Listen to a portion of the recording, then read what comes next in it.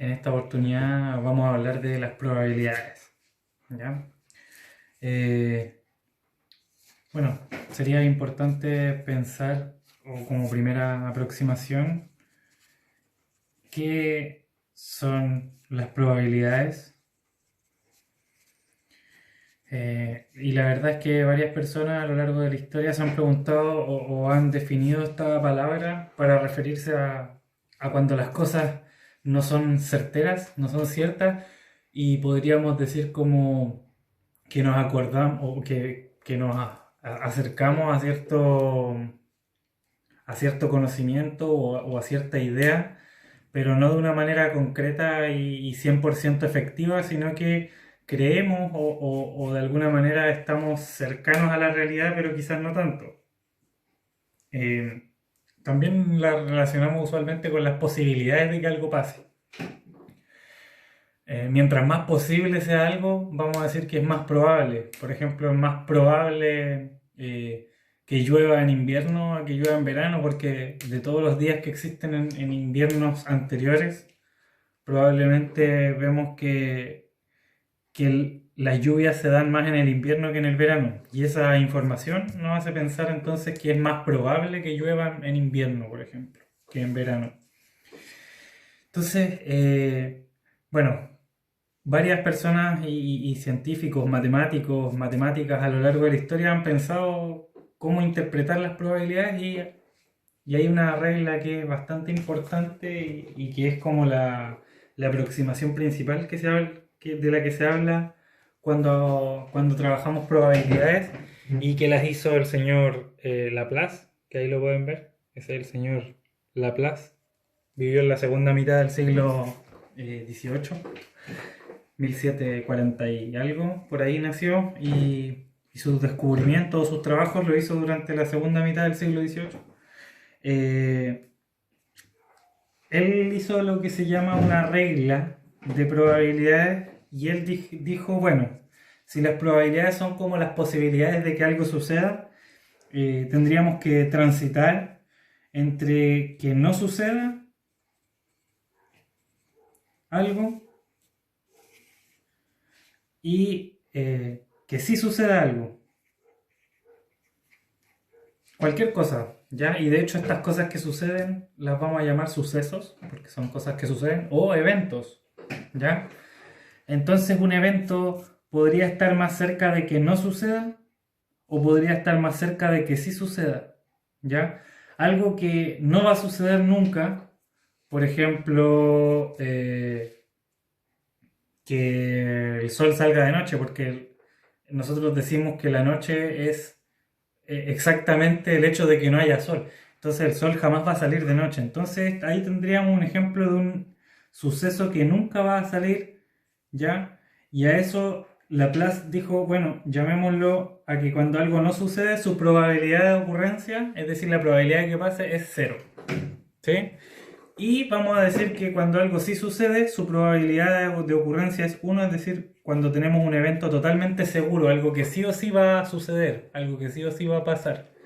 Y eso sería un evento totalmente seguro, como por ejemplo de que, no sé, la probabilidad de que, a ver, la probabilidad de que mañana va a amanecer, por ejemplo. Bueno, quizás podría no amanecer, pero es algo muy raro que no, que pase. Tendría que acabarse el mundo y esas cosas no pasan, ¿ya? Así que ese sería un evento 100% probable y ahí entonces estaríamos diciendo que lo vamos a representar con una probabilidad uno. Es decir, la probabilidad de que mañana amanezca es uno, porque es 100% probable. Y esto es no probable, es decir, nunca va a suceder, ¿ya? Eh, Ahora, como estamos transitando entre el cero y el uno, vamos a tener distintos valores entre medio. Ya ustedes bien conocen que hay números entre medio del cero y el uno y que hay números que, por ejemplo, como el 3 cuartos, que están más cerca del uno y hay otros numeritos que están más lejos o que están más cerca del cero, que sería un cuarto. Y así yo puedo empezar a llenar infinitos valores aquí entre medio que me hablan respecto de las probabilidades de cualquier suceso o cualquier evento, ¿ya? Entonces, como tengo una fracción entre 0 y 1, me doy cuenta que en todos los casos de fracciones entre 0 y 1, vamos a poner otro ejemplo por aquí, podría ser, no sé, 5 sextos. En todos estos ejemplos que están acá, el numerador, que es el número de arriba de la fracción, siempre es menor que el denominador. Numerador, denominador. Siempre el numerador va a ser menor que el denominador. Y eso quizás le ayudó a Laplace a descubrir que entonces una probabilidad va a ser una fracción entre los casos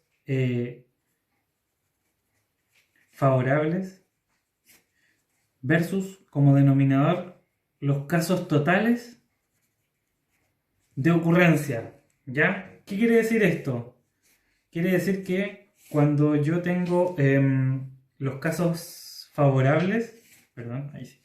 Cuando yo tengo los casos favorables y los casos totales, me estoy refiriendo a que en la totalidad de los casos pueden ocurrir cosas, y los casos favorables son aquellos casos en que, es decir, los casos que están a favor de lo que yo estoy diciendo o de lo que yo estoy afirmando. Por ejemplo, si yo digo,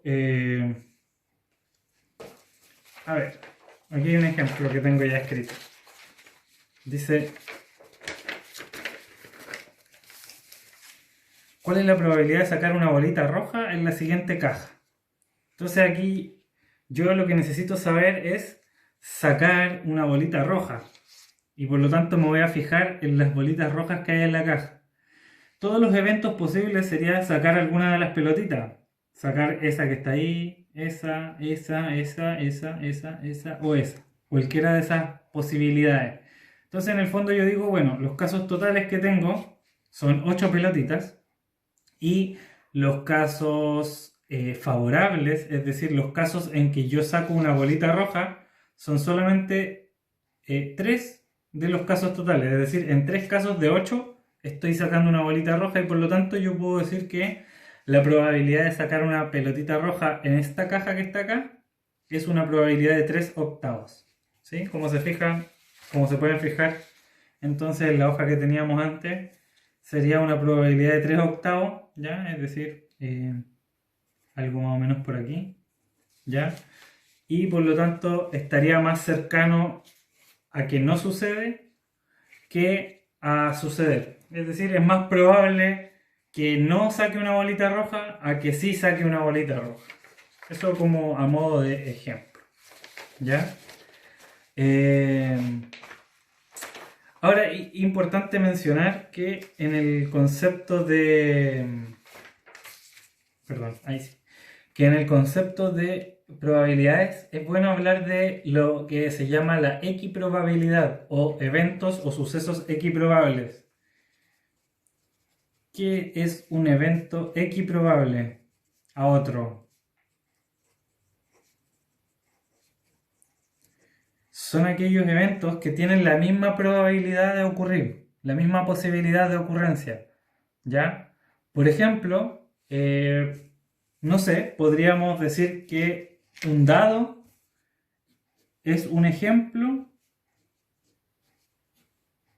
de eventos equiprobables, porque en un dado me puede salir un 1, o me puede salir un 2, o me puede salir un 3, ¿cierto? O me podría salir un 4, o un 5 y un 6. Y la verdad es que este dado, el hecho de que me salga 1, que me salga 2, que me salga 3, es tan probable que me salga un 1 como que me salga un 2, o como que me salga un 3, o un 4, o un 5, o un 6. Y por eso decimos que son eventos equiprobables. X significa igual probabilidad, igual. Entonces equiprobable es igual probabilidad. Ahora, estos dados, este dado tendría que ser un dado no cargado, ¿ya? ¿Qué sería un dado donde los eventos no son equiprobables? ¿Ya? Sería un caso de un dado que fuera más o menos de esta forma. Si el dado no es un cubo, ya, como traté de mostrar aquí en el dibujo, sino que tiene una forma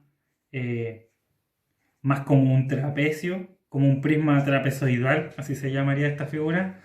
Entonces, por ejemplo, dos, con las caras que no son todas del mismo tamaño, entonces yo podría decir que, por ejemplo, si yo tiro este dado, no es igual de probable que me salga un 2, que sería la cara que está arriba, a que me salga, por ejemplo, la cara que está abajo. Supongamos que la cara de abajo es un 4, ¿ya? Entonces, en este caso, es mucho más probable que me salga un 2 a que me salga un 4. ¿Por qué? Porque al tirar un dado con estas características geométricas, lo más probable es que trate de ubicarse en el piso con su cara mayor. Es decir, que trate de caer, por así decirlo, como parado para este lado. Es muy raro que cayera así el dado. Puede pasar, obviamente que puede pasar, pero es más probable que sea así que caiga a que sea así con el 4 arriba. Por lo tanto, este sería un ejemplo de un dado cargado, ¿ya?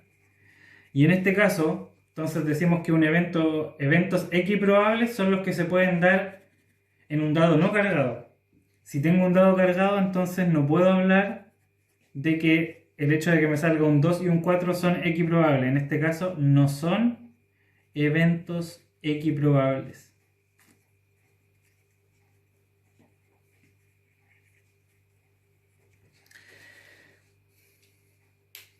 Ya. Ahora, es importante porque en este caso yo estuve hablando todo el rato de que salga un 2, de que salga un 4, de que mañana amanezca, de que mañana llueva, etcétera.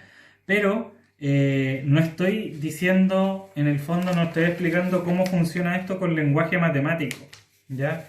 Y algo que es súper importante de decir es cómo yo utilizo el lenguaje matemático para poder establecer los sucesos o las cosas que van a pasar y que yo voy a estudiar. Entonces tiene que existir una manera en que yo lleve todas estas, se llaman proposiciones a las cosas que yo digo, ¿cierto? Como por ejemplo que va a estar nublado, que va a estar despejado, o que va a salirme un 6 en el dado, ¿ya? Y todas estas cosas, el hecho de que me salga un 6 en el dado o cualquier cosa que yo pueda decir y que se pueda estudiar su probabilidad, entonces de todas esas cosas que están como en nuestro mundo normal, dentro de nuestro mundo normal, de la normalidad, la idea es hacer un tránsito de todas esas cosas que yo puedo decir hacia lo que nosotros trabajamos en matemáticas. Y en matemáticas nosotros ¿qué trabajamos? Trabajamos el mundo de los números. Y cuando yo hago este tránsito de decir que un evento de la normalidad, como por ejemplo de que me salga, como les dije, de que me salga un número 3 en un dado, lo tengo que llevar al mundo de los números.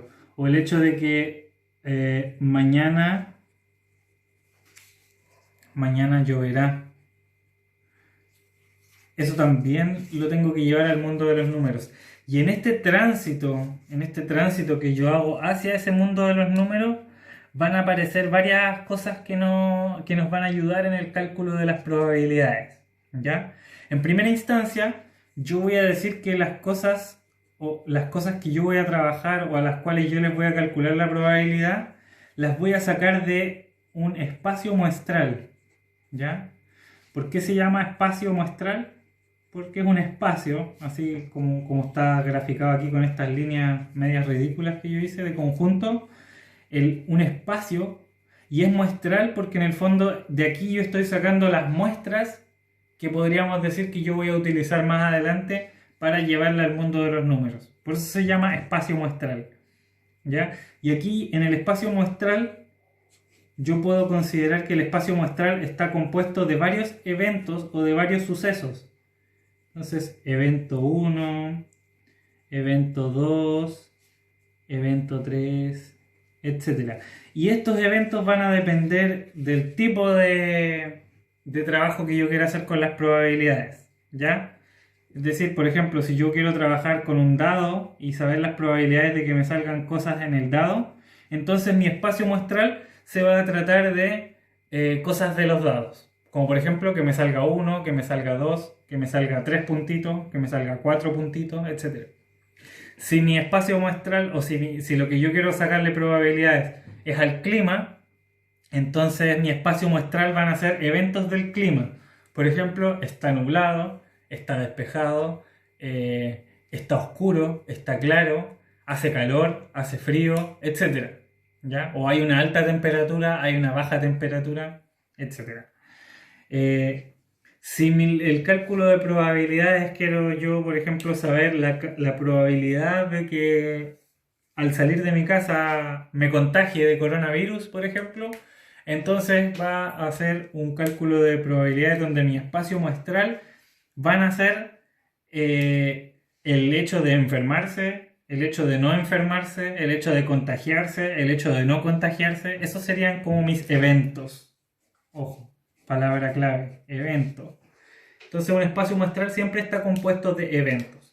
Y todos estos eventos, la idea es que yo los mencione mediante numeritos. Generalmente nosotros utilizamos números enteros, no siempre, pero probablemente en los ejercicios más básicos y simples vamos a trabajar primero con números enteros y con otras cosas. O sea, y más adelante con otro tipo de números. ¿Ya? Recuerden, este es el tránsito que tiene el mundo del estudio de las probabilidades.